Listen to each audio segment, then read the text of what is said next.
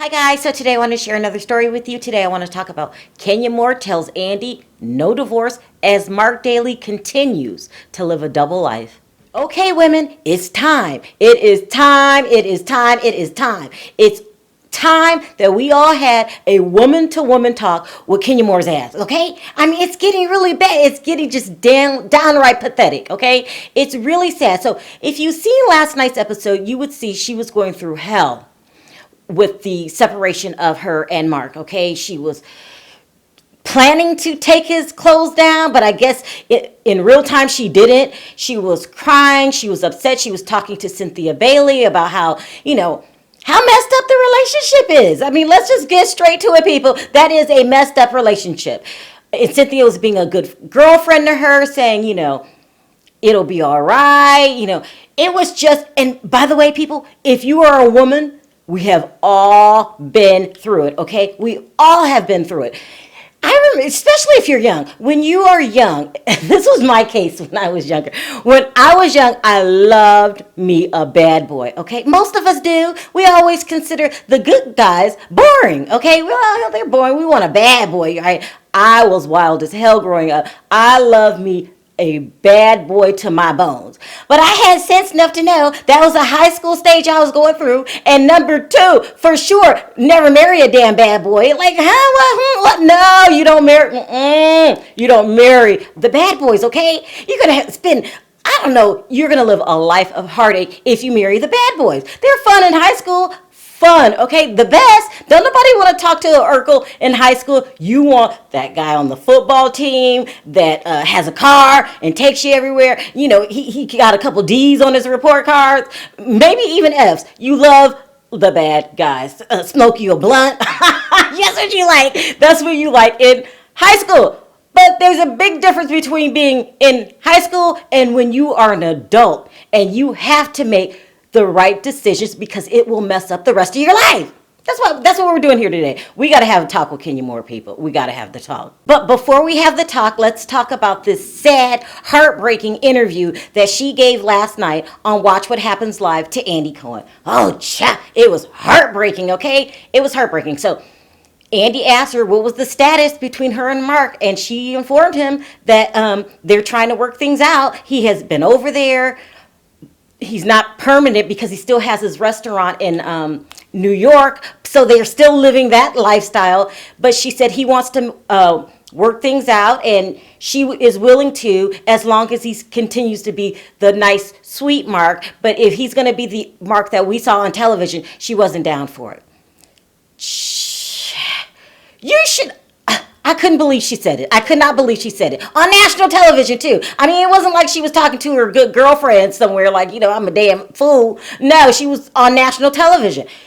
I feel really sorry for Kenya Moore, okay? And you don't have to be Team Twirl to have compassion for another woman.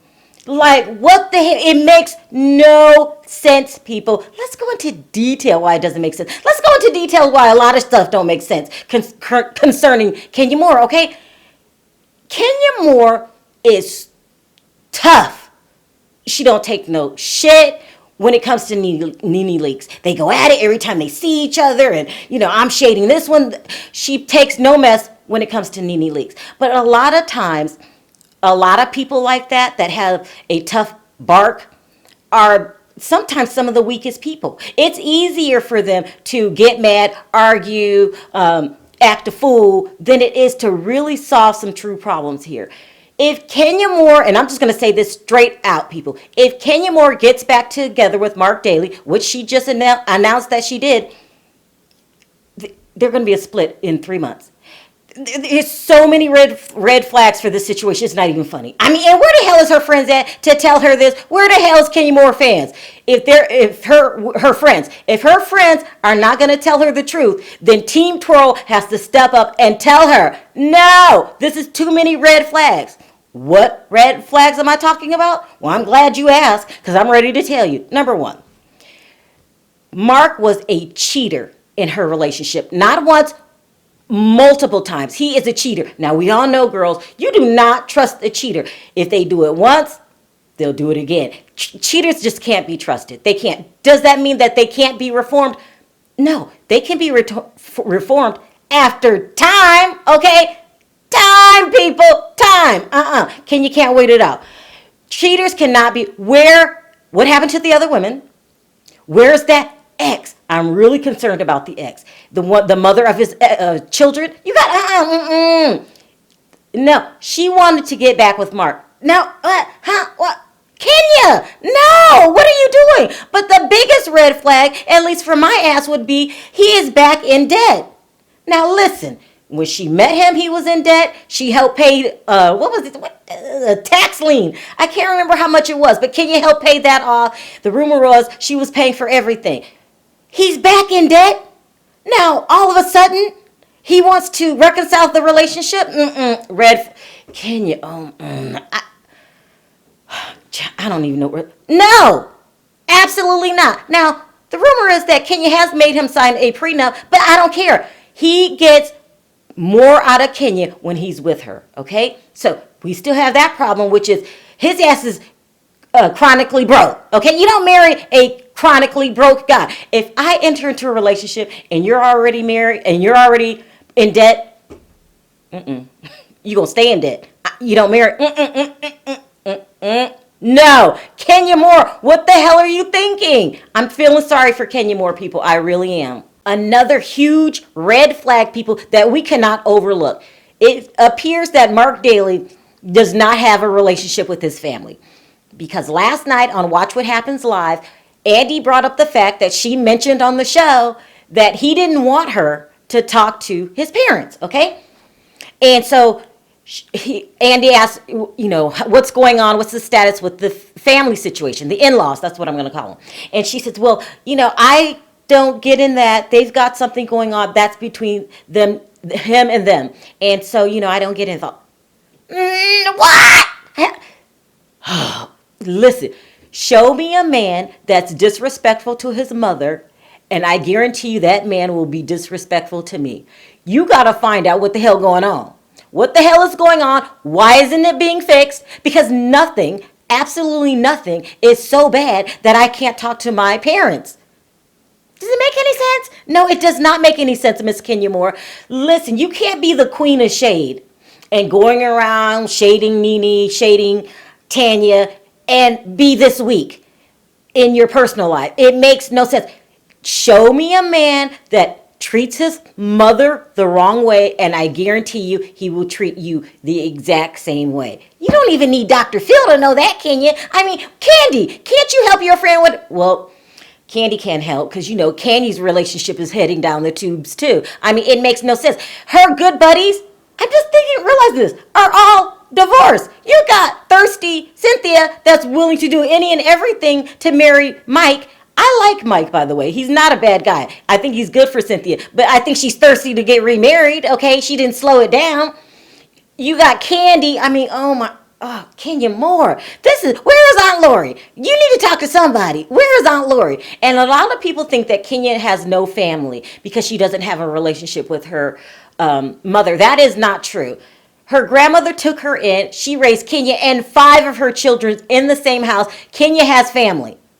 Why isn't anyone stepping forward when they realize that you are not getting it? You don't understand how to hold a healthy relationship. Or is it that people have talked to you and you just don't listen? Something's going on here, people. Something's going on. I mean, it really does appear that no one in Kenya's life is giving her sound, good advice. I mean, the mistakes that she's making are the mistakes that you make as a teenager or in your 20s. But by the time you get in your damn 30s, you as a woman need to have your shit together and you need to know how to pick a husband, okay? You don't settle for the crumbs at the bottom.